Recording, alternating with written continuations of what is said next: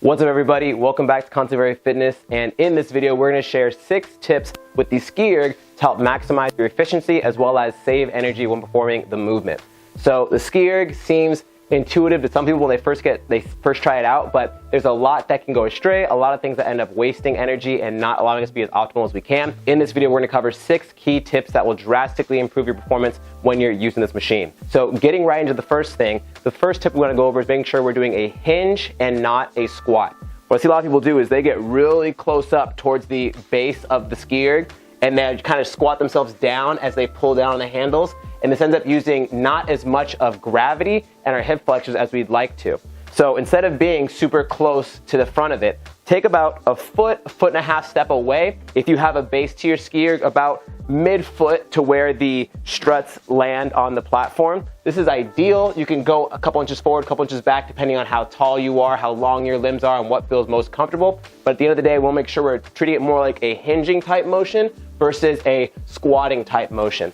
At the very end of the movement, you can do a little teeny squat to get a little bit extra out of it, but make sure you're more so using the gravity of your torso leaning forward, as well as your hip flexors pulling you down into that hinge position to help you get the most power into that SkiErg. The second tip is having a fast contraction going down and then a slow recovery coming up. Just like a Concept2 rower. You don't want to just grab the handles and just rush going in and out unless you're doing like a 200-meter sprint. You want to have a fast, strong pull to get that wheel spinning, and then take a nice smooth recovery so you can take a deep breath, get a nice reset, and make sure you still have tension in the handles so you can have another big, strong pull. So what I like to do is, as I do my big contraction coming down, I'll then let the handles kind of pull my arms up naturally. I release my hips and let myself kind of stand back up. I get another big reach of my arms, almost locking them out, give or take, and then another big, strong pull there. So just like when we row, what I recommend is having a 1-to-2 ratio. So if it, for example, were to take you 1 second to pull down on the handles, it should take you about 2 seconds to come back up. So that way, again, you're keeping tension in the rope and actually keeping tension from the flywheel so you have another strong pull coming up, as well as to help keep your heart rate down and make sure you're not just jacking it up for no reason and you're gasping for air. And worst case scenario, you have to end up stopping midway through an interval or a set amount of meters or calories to catch your breath.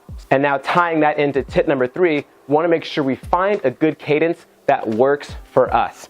When you look at your SkiErg monitor, you'll see a number with an S and an M next to it. This is how many strokes per minute you're taking. This will vary drastically depending on how tall you are, how short you are, what feels good and what allows you to keep moving that flywheel based off of your endurance and other factors. But make sure you can hold a cadence or hold a strokes per minute that feels good and allows you to keep moving, and you could go for 10 minutes, 20 minutes, 30 minutes without having to stop and take a break if that's what your workout is calling for. So be mindful of that number when you're skiing. See what number you use for a sprint, fast interval type of workout or a slow, longer endurance type of workout. What are your strokes per minute average that you want to kind of stay within, so that way you're not trying to push too fast and die off or go way too slow and not really get much work done at all. Now getting into tip number 4, this tip is making sure we're keeping our midline braced and keeping our spine relatively flat. So what I see a lot of people do with the SkiErg is one of 2 things. They'll either pull down with the handles and kind of curl their core in like this and exaggerate doing a crunch, or they do the exact opposite, where they have their chest up and they extend their back like this and then finish lastly with their arms. I recommend to all my athletes keeping your core and your back nice and flat and keeping your midline nice and tense, so that way what's going to happen is you're going to transfer the tension into your lats and help have a nice strong pull and finish at the very end where you use your arms to complete each stroke. So keep that in mind. You don't want to over-exaggerate the crunch and you don't want to extend the back. If you keep your spine nice and straight, the tension shifts to your lats and helps you have a nice strong finish to each stroke you have.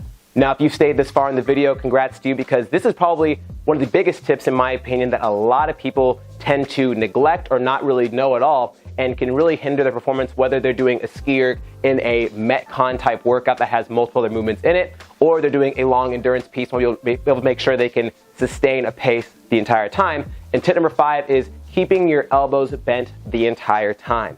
I've made this mistake when I first started skiing, and it really hindered me in a lot of my workouts.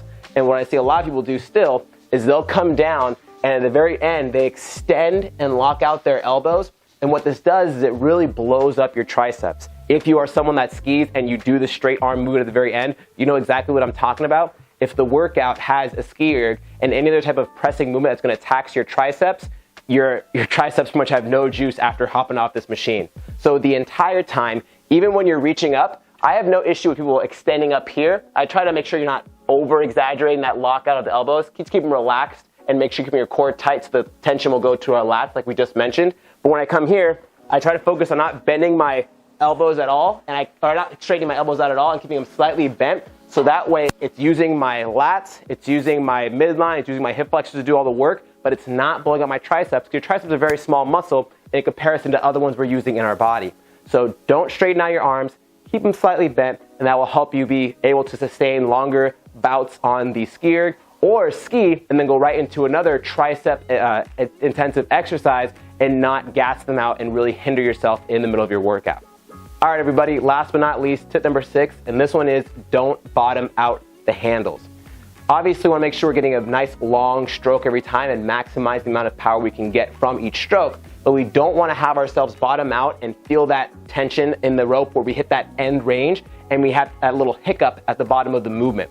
So when you're doing these, you want to make sure the rope is staying smooth and taut the entire time.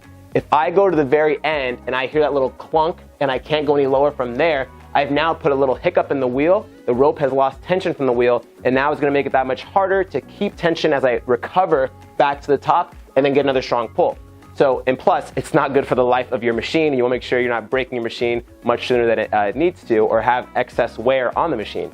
So every single time, you want to get a nice big extension, you want to get a nice strong finish, but make sure you're not going so low and you're not going down too far to where the handles are hitting that range of motion, you feel that bump, and you're feeling yourself kind of lose the rhythm of the movement. You want to make sure it's nice and steady the entire time, setting yourself up for a nice strong pull each time. All right, everybody, and there you have it, 6 efficiency tips for the SkiErg that if you implement can make a huge difference in how you perform the movement as well as get the most out of each workout you hit with your SkiErg. Let me know down below in the comments which tip you found to be most beneficial as well as what you would like to see in the next video we upload.